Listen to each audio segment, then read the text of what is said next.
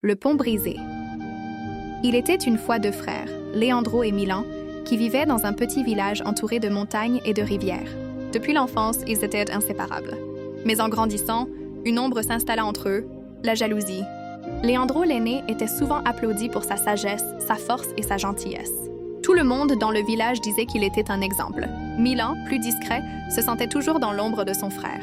Il l'aimait, bien sûr, mais une petite voix en lui chuchotait qu'il ne serait jamais aussi aimé que Leandro. Un jour, une grande opportunité s'offrit à eux. Le maire du village proposa de donner la gestion des terres fertiles à celui qui construirait le meilleur projet pour aider la communauté. Les deux frères décidèrent de participer, chacun de leur côté. Leandro proposa un jardin communautaire.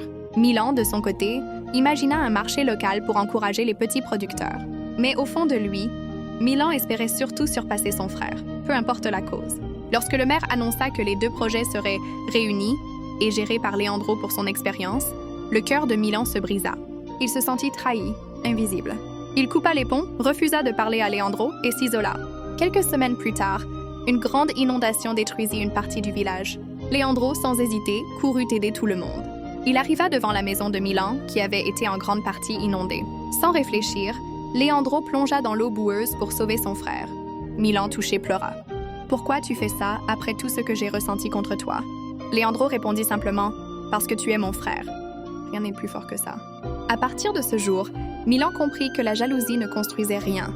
Ensemble, ils reconstruisirent les terres, bâtirent un pont, un vrai, entre les deux rives du village. Mais surtout, ils bâtirent un lien plus fort que jamais. Message de l'histoire. La jalousie divise, mais la fraternité guérit.